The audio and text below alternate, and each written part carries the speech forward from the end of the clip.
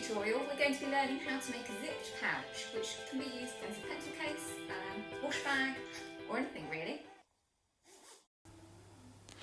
You will have learned the basics of how to insert a zip with the previous tutorial, and you will have already had created your pattern for your zipped pouch, whether you're making a pencil case, makeup bag or something else.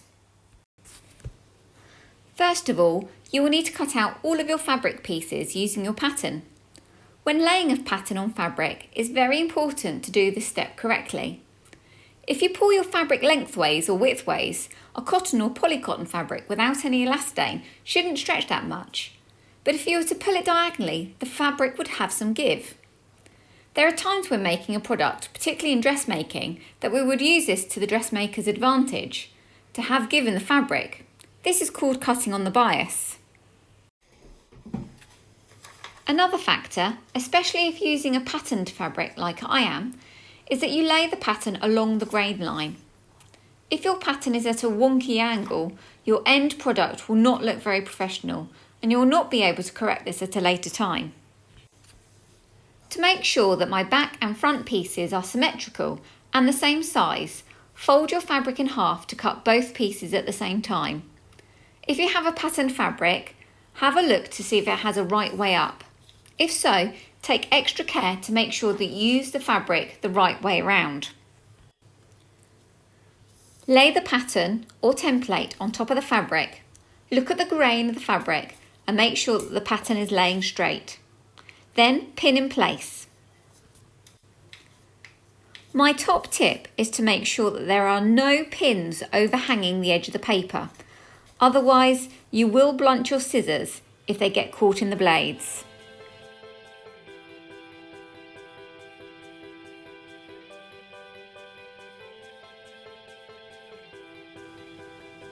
To help with accuracy, always lay the fabric flat on top of the table when cutting. Slide the bottom of the scissors along the table rather than picking up the fabric in your hands. Once you've cut them out, repeat this step again with your lining fabric.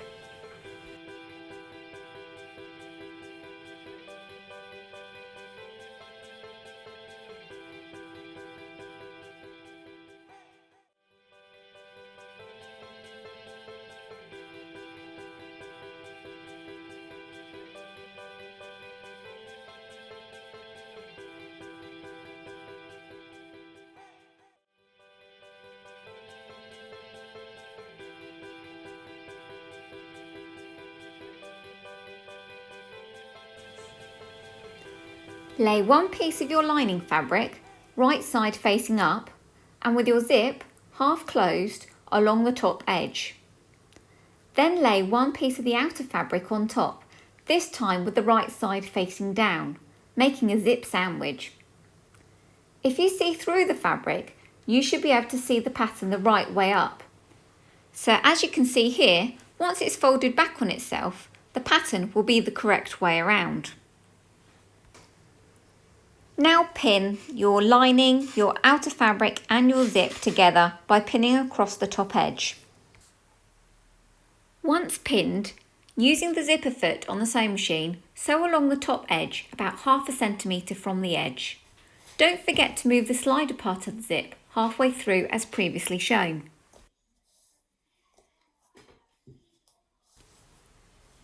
Take the unsewn edge of the zip in your hands and give it a shake.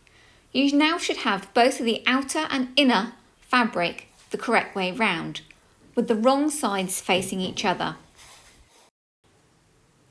Now complete the steps again, with the other piece of fabric and lining using the unsewn length of the zip.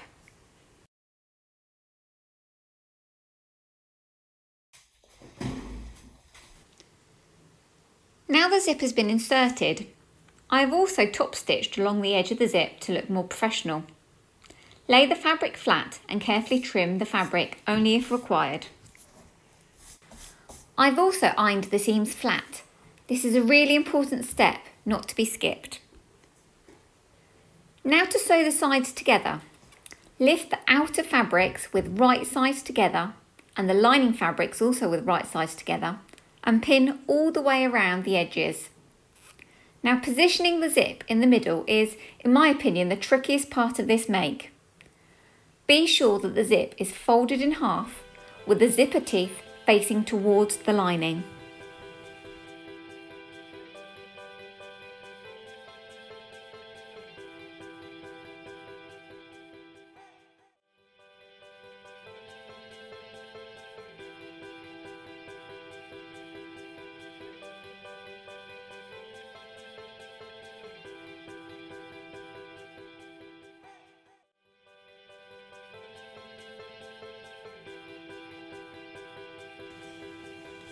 You will have noticed that I've left a hand-sized gap in the bottom of the lining. This is so that we can turn the bag through once we've sewn it together. You are going to sew one continuous stitched line around the bag. Start from one side of the gap in the lining and sew all the way round until you get to the other side of the gap. Don't forget to make sure your stitches where you start and stop are secure. Place your hand through the gap and pull through. If you find your corners are a little bit bulky, snip a triangular shape off the corner, making sure that you do not snip too close to your stitched line.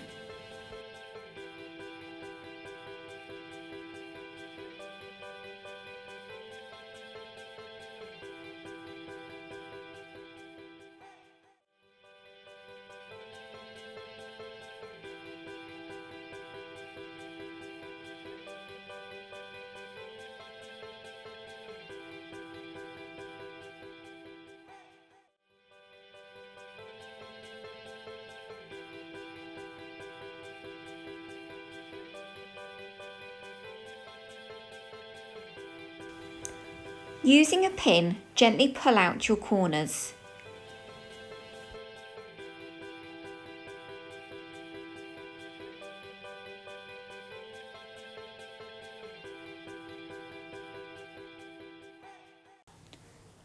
The last step is now to sew the bottom of the lining together.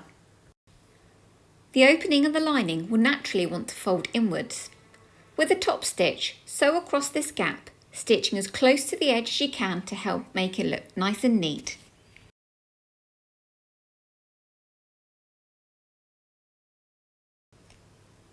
Once sewn, flip your lining back inside of the fabric bag.